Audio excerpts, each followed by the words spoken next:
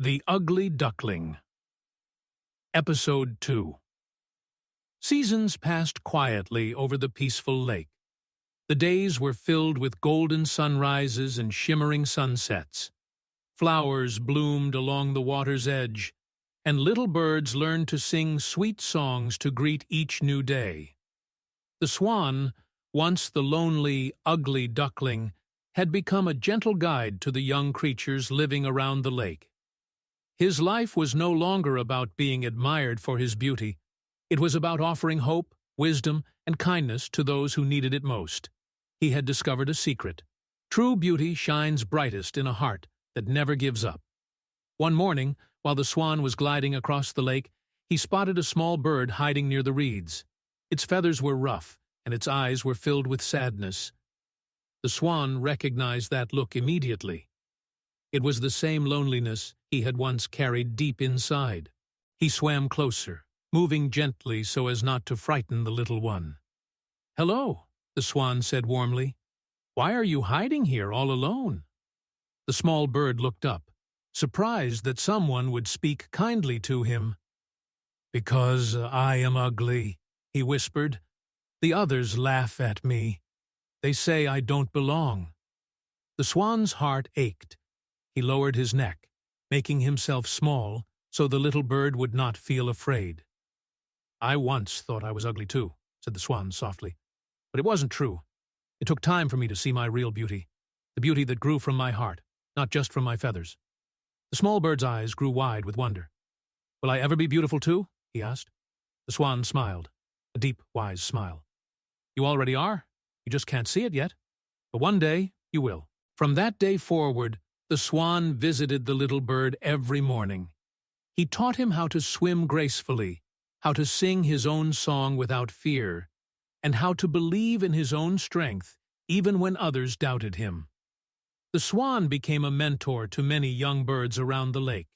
He created a place where no one was laughed at, no one was excluded, and everyone was encouraged to grow into who they were meant to be. The ugly duckling had become a guardian of dreams.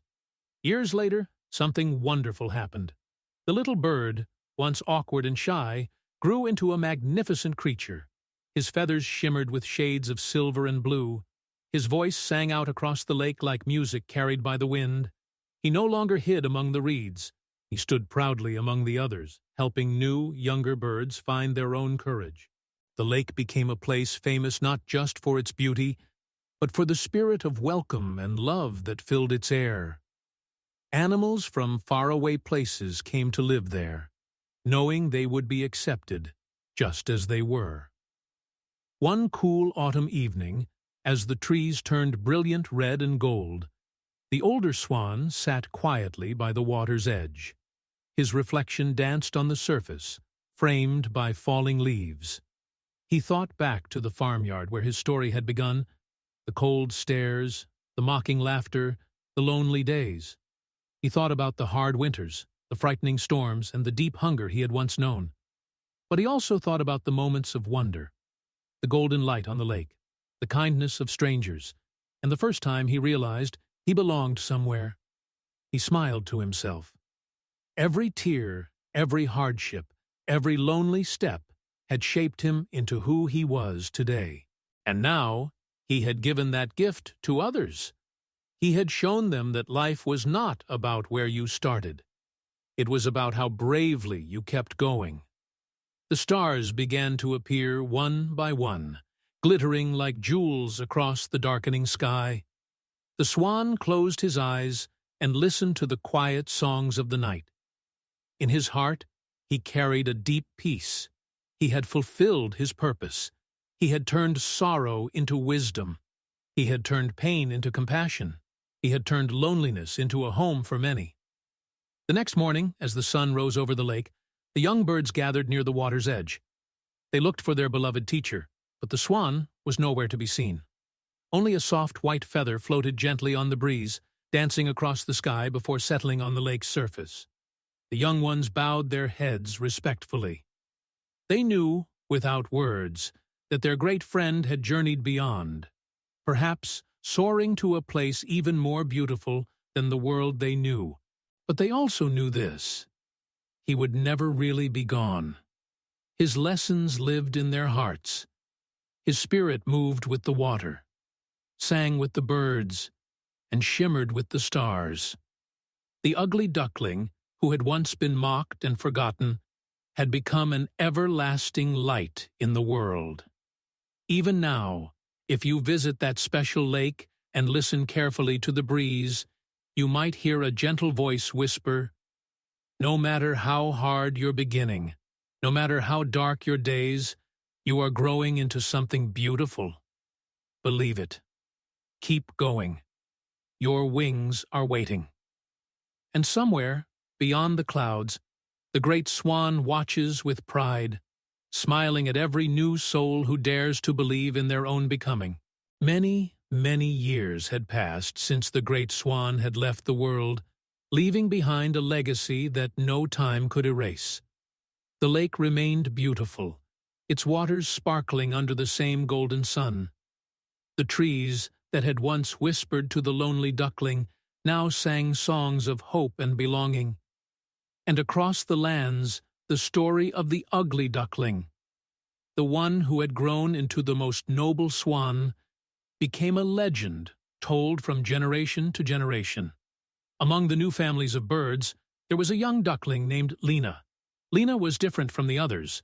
While the other ducklings had smooth yellow feathers and bright chirping voices, Lena's feathers were patchy and gray.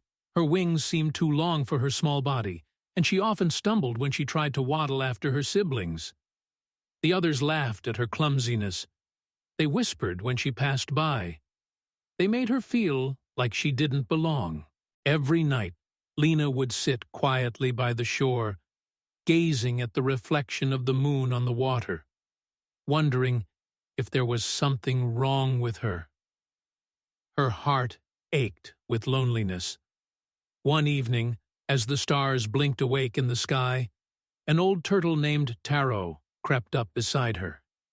Taro had lived by the lake for longer than anyone could remember. His shell was marked with deep lines, like the pages of a book full of stories. He noticed Lena's sadness and said in his slow, gentle voice, "Why do you sit alone, little one?" Lena sighed. "Because I'm ugly. I don't fit in. I wish I could be someone else." Taro chuckled softly, a sound like leaves rustling in the breeze. "Do you know the story of the great swan?" he asked. Lena shook her head, so Taro began to tell her. About the little duckling who was once mocked for being different, about the winters he survived alone, about the day he discovered his true reflection, and about the love he later gave to countless others. As Lena listened, her eyes grew wide. She felt a strange stirring inside her, something like hope. Something like a tiny flame being lit in the darkness. "Was it really true?" Lena asked breathlessly. "More true than anything else," said Taro, smiling. "And maybe, little one, just maybe, you carry the same light inside you." From that night on, Lena changed. She still stumbled. Her feathers were still patchy, but she no longer carried her head low. She began to practice swimming every morning, no matter how clumsy she felt. She began to hum her own little songs while walking, even if no one listened. She began to smile to herself, trusting that she was on a journey no one else could see yet. And then, one fine spring morning, something miraculous happened. Lena was gliding across the lake when she caught sight of her reflection, and she gasped. Gone were the rough, patchy feathers.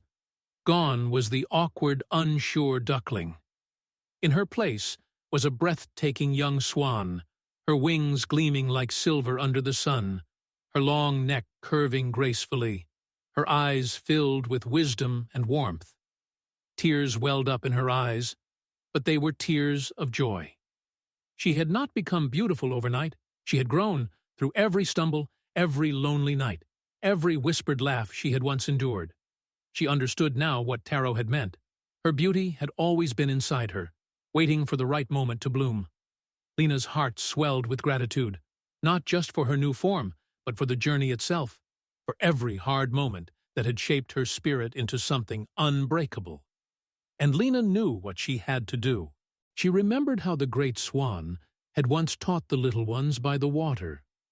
She remembered the kindness passed down to her by old Taro.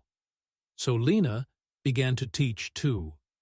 She watched over the young ducklings, the little ones who struggled, the ones who felt different. She told them the story of the great swan. She taught them to sing even when their voices shook, to swim even when they stumbled, to believe even when no one else understood them. And slowly, beautifully, the lake became once again a sanctuary, not just for the perfect or the pretty, but for anyone who dared to dream of who they could become. Years later, when Lena herself grew older and her feathers turned a softer silver, the younger birds built a great stone by the lake's edge. On it, they carved the words, "In honor of the great swan, who taught us that true beauty is not born. It is made by kindness, courage, and hope." And beside it, they added a second line, "And in honor of Lena, who reminded us that we all carry that light within us." The stone stood tall, touched by every sunset, kissed by every gentle wave. It became a place where new little ones would gather, sitting quietly to listen to the wind, to dream big dreams, and to remember. You are not what others say you are. You are not your fears or your failures. You are becoming something beautiful, something strong, something true. Believe in your journey.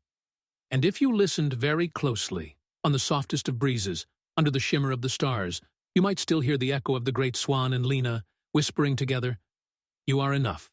You are becoming. Keep going. Your wings are waiting." Many seasons had passed since Lena's time. The lake had become more than just a home for birds. It had become a place of stories, of dreams, and of new beginnings. Travelers from distant lands heard tales of the magical lake, where all creatures, no matter how broken or strange they felt, could find their true selves. Every spring, birds of every color and size arrived, not because they were lost, but because they were seeking hope, seeking courage, seeking the strength to believe in themselves. And always, at the center of it all, stood the stone by the water's edge, shining under the sun, whispering the ancient message carved upon it. True beauty is not born. It is made by kindness, courage, and hope. Among the many who came to the lake was a tiny sparrow named Milo. Milo had flown far, through winds and storms, across fields and rivers. His wings were thin and weak, his feathers ruffled from battles with the wild skies. He had been told all his life that he was too small, too fragile, too plain to ever do anything important. And for a while, Milo believed them. But something deep inside him refused to give up. He had heard a story, a legend about a great swan and a brave young swan named Lena. And he wanted, more than anything, to believe it was true. When Milo first landed at the lake, he felt overwhelmed. The birds here were not ordinary. They sang in melodies that touched the soul. They flew in formations that painted patterns across the sky. They moved with a quiet strength, not born from showing off, but from living with purpose and joy. Milo tucked his small wings close to his sides and sat quietly by the old stone, reading the words over and over. Kindness, courage, hope. Kindness, courage, hope. Could he really find those things inside himself? As the sun set in fiery orange behind the hills, Milo felt a gentle tap on his shoulder. He turned and saw an elegant swan with shimmering silver feathers. A descendant of Lena, wise and kind. The swan smiled at him and said, "Welcome, little one. Are you ready to begin your journey?" Milo gulped nervously, but nodded. And so, the swan, whose name was Seraphina, became Milo's guide. Each morning, Milo practiced flying across the lake. At first, he tumbled clumsily into the water. He splashed and flailed, coughing and laughing all at once. But Seraphina only smiled and said, "Every great journey begins with a fall. Every strong wing was once weak." Each afternoon, Milo learned to sing. His voice was not powerful, nor smooth like the nightingale's. It was small and scratchy, like the whisper of the wind through dry leaves. But Serafina taught him to sing anyway, not for applause, but for the joy of hearing his own heart speak. Each evening, Milo sat by the fire and listened to the old stories, not just of the great Swan and Lena, but of countless others who had stumbled and fallen, and yet risen to greatness, because they never gave up. Slowly, Milo's wings grew stronger. Slowly, his voice grew clearer. Slowly, his spirit, once weighed down by doubt, began to soar. Then came the test. One night, a great storm rolled over the lake. The winds howled like wolves. The trees bent low. The waters rose high and furious. A group of young ducklings had wandered too far from the shore and were trapped in the rising currents. Their cries for help pierced the night air. The older, stronger birds tried to fly to them, but the winds were too fierce. Many hesitated, afraid of being swept away themselves. Milo's heart raced. He was so small. He was so weak. What could he do? But then he remembered the words carved on the stone. Kindness, courage, hope. Without another thought, Milo launched himself into the storm. The winds buffeted him hard, tossing him like a leaf. Rain blinded his eyes. But he pushed forward, wingbeat after painful wingbeat, guided by the cries of the frightened ducklings. When he finally reached them, the ducklings clung to him desperately. Milo chirped words of encouragement, gathered them close, and began the long, hard flight back to shore. It felt impossible. It felt endless. But he didn't give up. Every ounce of strength in his tiny body was fueled by something far greater than muscle. It was fueled by his heart. A great cheer rose up from the gathered birds. They surrounded Milo, lifting him up on their wings, singing his name to the skies. He had done it. Not because he was the biggest, not because he was the strongest, but because he had kindness, courage, and hope, burning brighter than any storm. From that day on, Milo became a legend too. Travelers who came to the lake heard not only about the great Swan and Lena, but also about the tiny sparrow who had dared to fly into the heart of a storm. Milo grew older, his feathers dusted with gray. He taught new generations the same lessons passed down to him. Believe in yourself. Trust your journey. Never be afraid to fall, because falling is just another step toward soaring. And beside the great stone, another line was added, carved carefully beneath the others. In honor of Milo, the small sparrow with the biggest heart, who proved that true greatness is not measured by size, but by spirit. And even now, if you visit that magical lake and sit quietly by the stone, you might feel a warm breeze lift your hair. You might hear a song in the distance, faint but steady, carrying 3 ancient eternal words: kindness, courage, hope. And if you listen with your heart, you might hear the great Swan, Lena, and Milo all whispering together, "You are enough. You are strong. Your wings are waiting." The end of episode 2.